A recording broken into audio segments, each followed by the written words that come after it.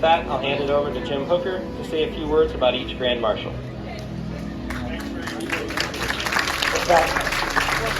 Yeah, thank you, Austin.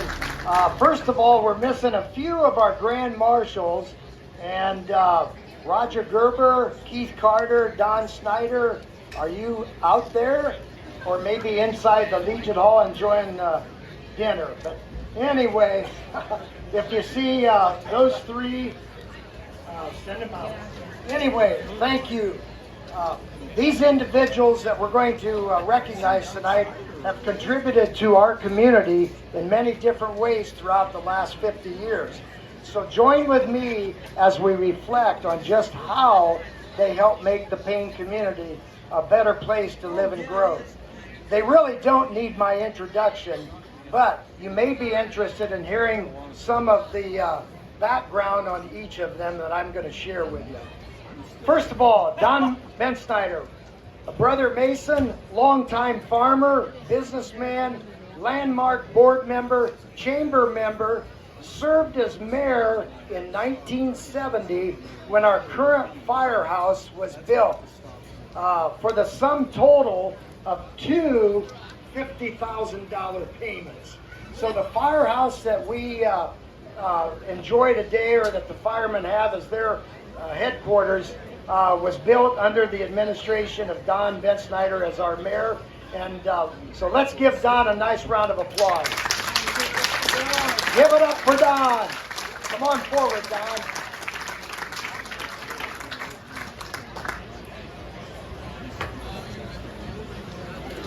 Mac Brigner arrived in the Payne area back in 1962 when hired by the elevator to truck grain for them.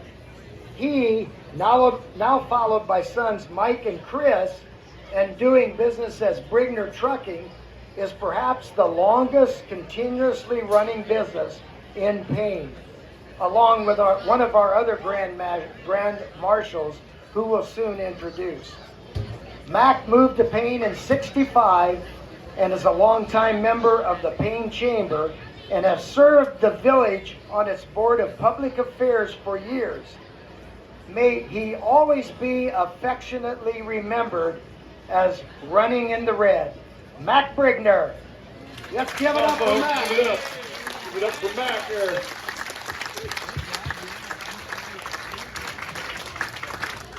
Gary Cadwater is certainly no stranger to the business community, beginning his career pumping gas back in 1969 for his father Don, the C in C&Y Oil Company.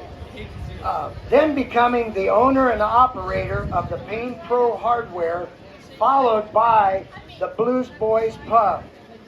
Gary was a mover and shaker in the Payne JCs and then the Chamber throughout the years, among other things working with two of our other Grand Marshals who soon be introduced, with making sure the Christmas decorations and flags in the downtown area were put up timely.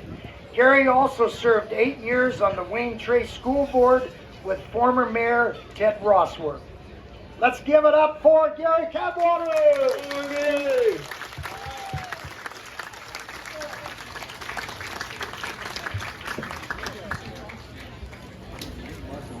Keith Carter, another brother Mason, longtime barber in the Payne community, worked with Payne's longtime, friendly, independent, hometown funeral director, George Slade, while serving the Payne Fire Department as its secretary-treasurer. And together, he and George Slade helped procure Payne's first EMS vehicle. Actually, they procured two of them, and one of them went to Antwerp. It was their first EMS vehicle also. Keith is also remembered by many as the chairman of the St. Paul United Methodist Church Building Committee that built the real beautiful church down at the other four-way stop.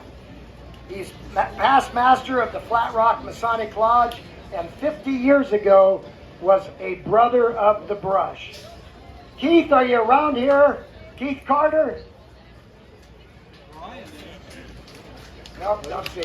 Okay. Do we do one of them accepting the award for him? We'll make sure he gets it.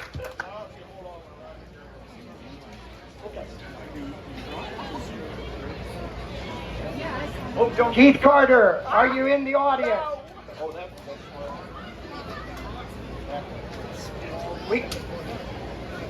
Keith Carter, calling Keith Carter. We'll go on to Ron Etzler and maybe come back to Keith.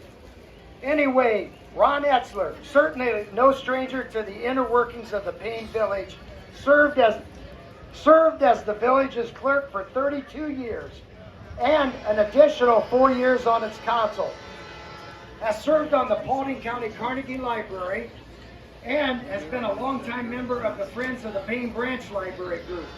He also worked many years for the Lutheran Social Services in Fort Wayne and many years active on the Chamber of Commerce. Let's hear it for Ron Etzler.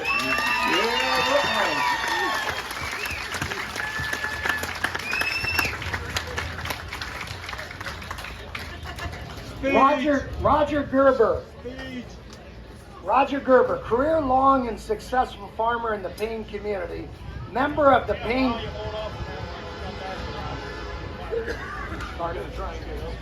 We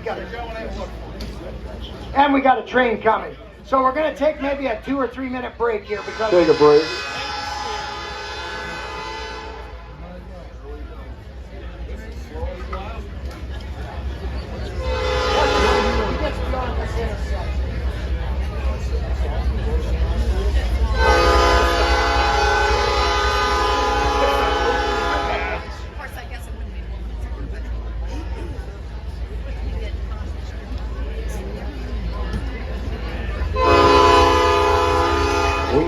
One single station with nobody stopped, a general store and a barber shop.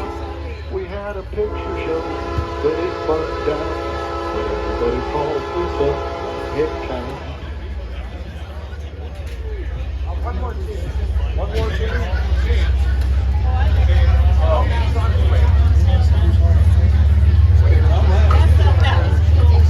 Wait. Okay, we'll resume. Roger Gerber, career-long and successful farmer in the Payne community, member of the Payne Chamber of Commerce, serving as its president in 1971, at which time Roger shared his idea of a community park with the other chamber members. And because of his inspiration and dream and overwhelming support of the community, the Payne Community Park was established and became the beneficiary of all future fundraisers, including the 1972 centennial activities. So let's hear it for Roger. We may have to yell loud enough. He is at the Country Inn outside of Paulding. So. Yeah, Roger was in a parade, but he must have had to hitch a ride with the Country Inn band. So. Okay, now I know this guy's around because I have him in my sight. John Hall. Now, I remember John Hall from over 53 years ago because I was in high school and this guy was boarding with one of the widow ladies in Payne whose home I was painting, and that was Barbara Gunn.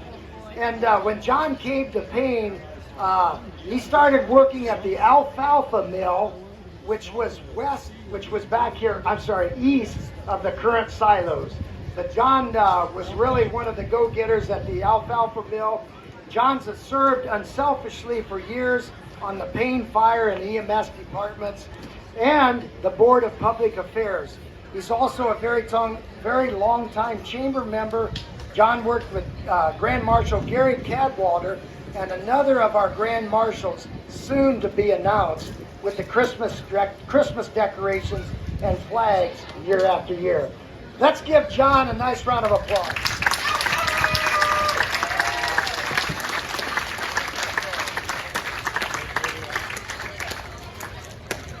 Jim Henriot will best be remembered for procuring Payne's current water tower, the one that you saw in all of the advertisements with the fireworks from last year.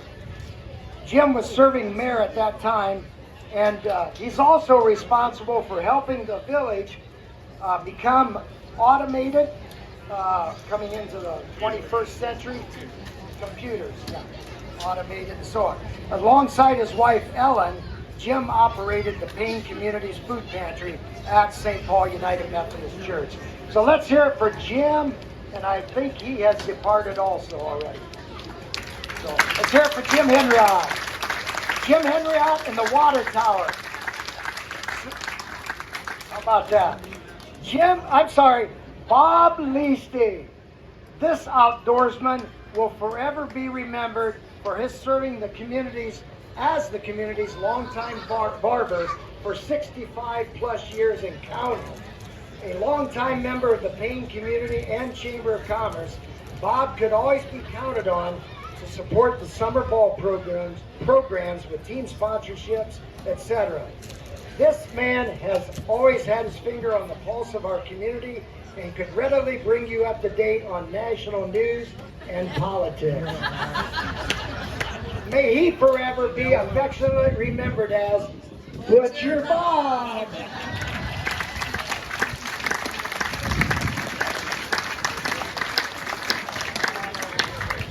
Jim Miller, another brother Mason, long time member of the Payne Volunteer Fire Department, having obtained his training under Fire Chief Joe Adamski, Payne Village Council, and even the Payne Police Department, who, along with others, served under Chief Henry Hook and Mayor Ted Rossworth.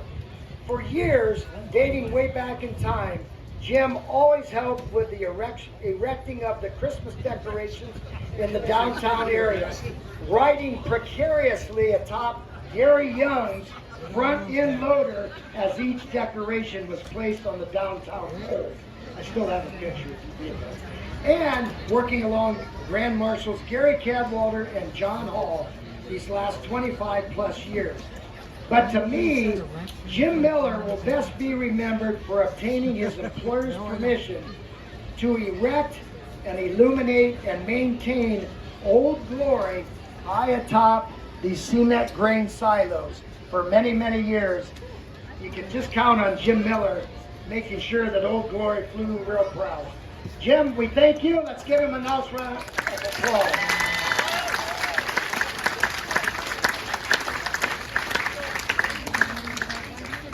Dr. Don Snyder, personal family physician to me and many others in the Payne community.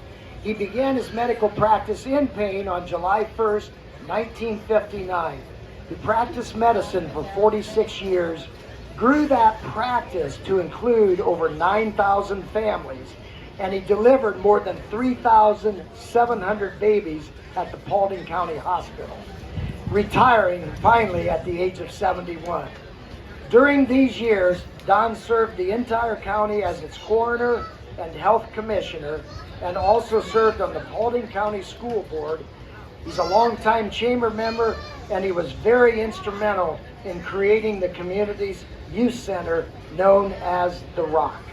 Dr. Don Snyder, and I don't see him right now.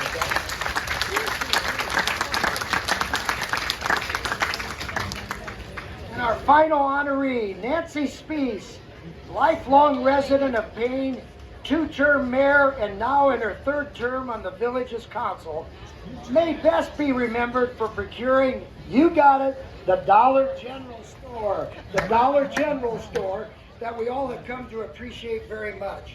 And Nancy, working with Jim and Emily Munger and others, was instrumental in creating Payne's version of the Fall Festival at the community park that ran for 10 years.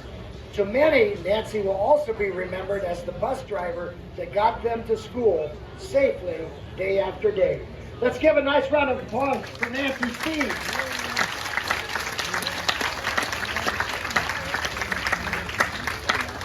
The 2022 Sesquicentennial Committee asks that you join it in recognizing and thanking these outstanding members of the community for their commitment and dedication to the success of the village throughout the years.